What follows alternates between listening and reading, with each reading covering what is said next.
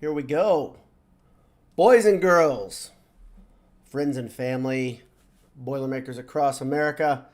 Hello, hope you're doing well. It is Monday, August 9th at quarter till 11.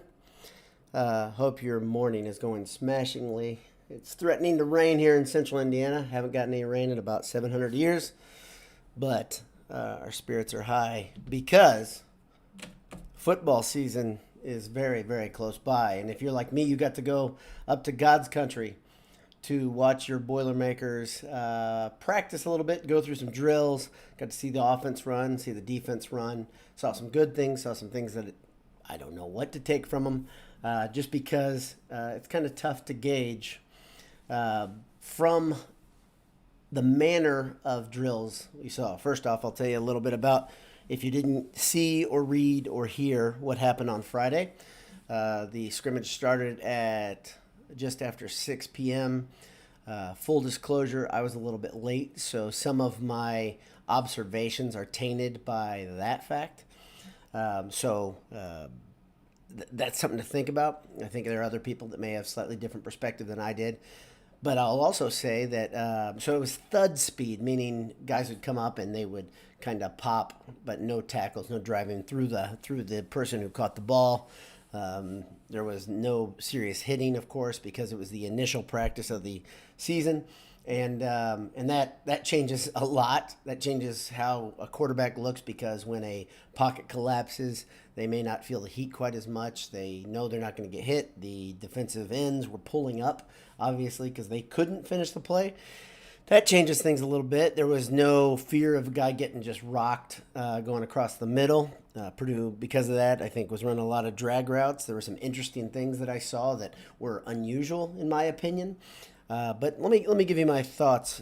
First off, let me tell you the receivers that saw some significant action, or I saw getting targeted quite a bit. Of course, Bell was getting thrown to a lot. Durham, the tight end, looked very, very good when given a chance to catch the ball. He was sound. Trying to find my notes here. There were some bad things that I saw from quarterbacks. I'm trying to find. There were more guys that were targeted. Obviously, okay, Rice, Sheffield. They were also targeted. Yassine was targeted once, I think. I didn't see enough of him. I'm really hopeful that he's going to be really, really good, but he didn't see a lot of him. And also, I didn't see Marcellus Moore at all. And that's a guy that, if you guys have been watching me, I've been really excited to see his potential, just because of his world-class speed, literal world-class speed. But I didn't see his jersey number. He's 14 in the current roster. A lot of guys had slightly different numbers than what's on the online roster. That mattered a bit too. Another guy that I thought was good, Dion Burks. I think he's number 18 right now. It looks to me he's the closest right now of the guys that I saw to Rondale Moore. That being said, he's not at all close to Rondale Moore. He's a similar stature, very, very quick in traffic, and then can turn a corner really quickly.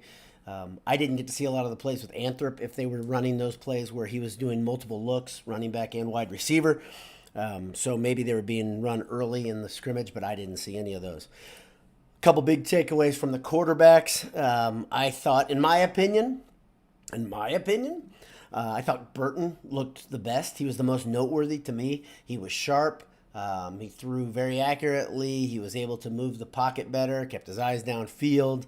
But very, very accurate, good combination of footwork and being able to get rid of the ball.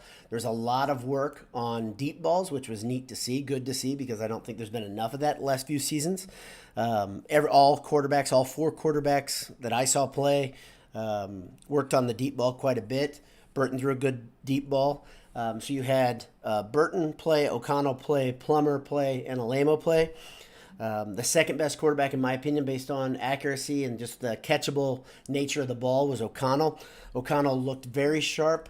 His biggest downfall is still the same problem. I think his ability to feel pressure is not a big positive. I think that's going to hurt him, of course, during the season. It's hurt him in the past, and then his escapability in general. If somebody gets a paw on him, he doesn't stay vertical generally. Plummer looked good with his feet, but was throwing behind his targets a lot. Specifically, threw behind Durham on a couple drag routes, which I think is really inexcusable because that's just easy money. Durham's going to be really trusty for whoever plays quarterback. Whenever they play quarterback, he missed on a couple drags that were just uncatchable. They were too far behind him. He also missed all the quarterbacks, actually, save maybe Burton, were missing on the safety valve shots underneath to the running back. If the play would break down and they'd try to hit somebody underneath, they didn't do a very good job of that. Nobody did. O'Connell was probably the best at that. Maybe Burton, one of those two. But really, they were having a hard time with that when due to the pressure. On the other end of the other side of the ball, this is interesting. Of course, running backs King Daru and Horvath were both active. There are a couple other running backs that I think have moved from the other side of the ball. They were getting looks. They looked okay. You can't tell a lot in the running game, of course, when you don't have full contact. And the offensive line was a little bit decimated. It seems like there were two starters that I counted, guys that I think will start, that weren't playing. They weren't practicing. They were just in jerseys, and they weren't taking snaps. I think that's a huge deal. When I came in the stadium, I asked two guys. I said, hey, who looks the best? Which quarterback? And these guys said, man, it's tough to tell just because of the nature of the drills they're running, the nature of the plays they're running, that sort of thing, and the contact. But their opinion was Lamo looked the best. And remember, they got to see more than I did. They liked his arm. His arm does look a little bit better. He looks real effortless when he throws. Ball comes out of his hand really, really quickly and really well. So that's good to see. But that offensive line not being at 100% might be something the team struggles with all year. It might just be temporarily. I really don't know. On the other side of the ball, one thing that I found that was interesting is there were a lot of looks where you had 3 down linemen and 2 ends standing up. That's something I think we'll see a lot of this year. There's a lot of looks where it looks like it gives the defensive ends or the linebackers the ability to back out of things or come up and blitz and then make plays in space. It's very, very different looking defense than last year just already. And I know this is the first practice, but that was promising to me in the front. Scariest play of the day I wanted to tell you about this is towards the end. I think O'Connell was playing quarterback. They ran a deep route down the sideline. Bell goes up. It's Bell and Trice stride for stride down the right sideline. They both go up to get the ball. Ball's pretty well thrown. They both could have gotten it. Neither one catch the ball. That's the first bad part. Second part is they both fall. And when they fall, they both look injured. Bell grabbed his leg. Trice grabbed his eye. I think what happened was Bell kind of poked Trice in the eye inadvertently, trying to create space. But Trice came out. I don't think he played another down. Bell came out. He had a cramp.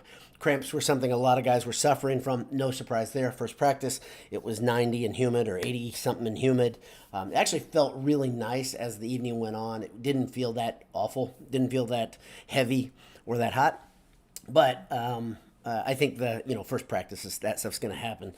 So those are my quick thoughts. Not a ton to say. Oh, I know. The field goal kicking looked really good. I think there were 3 different kickers getting reps. They did different drills. They did, kind of half-speed snaps. They looked good. They were connecting with the ball really well. I didn't see the Aussie rules punter roll out and punt. I don't know if I wasn't paying attention, but I saw a couple other guys punting, and maybe one of those was him. But I didn't see I wanted to see the rollout punt. I think it's fun to see, different look. Field goal kickers look good. Somebody else asked a question about tickets, my printed tickets. Well, here they are. You can see that. They're odd looking. And the reason we got those, I wanted to explain this. There was in the comments on the last video. The reason we got printed tickets was because my brother went up to Purdue to get printed tickets because he didn't want my dad to have to put e-tickets on his phone. He thought it'd just be easier. So that is not standard issue. But I'm excited to be holding tickets in my hand for this fall for your Purdue Boilermakers. That's a fun thing. I wanted to make this quick cast relatively quick. I think it's probably going to be about normal. It's going to be around 10 minutes. But I wanted to tell you my three as we get deeper into camp. We watch this. I think maybe I'll do a couple more formal quick casts that are produced, not just live. You guys can let me know in the comments which one you prefer. If you don't care and you like the live cast better, the quick reaction stuff that's unscripted, tell me, that's fine. Or I can do the stuff that has the theme music and is actually produced. We can work together on this. But my three keys for the season as we head deeper into camp and get a step closer to the season are very, very simple. I said it before. The offensive line, I think, is a huge deal. The offensive line will define the success of this team for multiple reasons. If they can create holes and punch space out for the running backs, that's a big deal. I think Drew and Horvath specifically will benefit greatly from that, and also Plummer, O'Connell, Burton, Alamo, whoever ends up playing, those guys will all benefit greatly from the offensive line. Second thing that I think is a key to the season is the quarterback choice, and the roots of that are how much improvement have we seen from O'Connell and Plummer specifically. If one of those guys get chosen, like I said, if I just went off one practice, which I think would be asinine, Burton would have gotten the starting job, in my opinion. He just looked sound, and he gives you a couple more options. But I didn't really get to see true football, and I saw one practice. Finally, the third thing, from where I stand right now, is defensive improvement and how those defensive quarterbacks or the defensive coaches get folded into the team. I heard some really good things. I told you guys about that from Oscar Brahm. He said these defensive coaches are just really likable guys. He also said the guys at the three players at Media Day were likable guys, easy guys to cheer for. And I think that's one thing that's great about this team.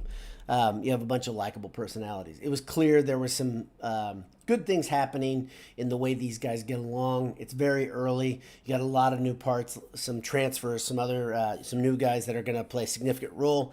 But it was apparent that the team likes each other. That seemed really obvious. Another thing that was obvious, of course, is Brahm likes to yell at people. He always does. There were a couple times he got into people, but it's first practice again. I don't think there's any reason for him to be that mad yet. So that's about it. Hope you have a great day.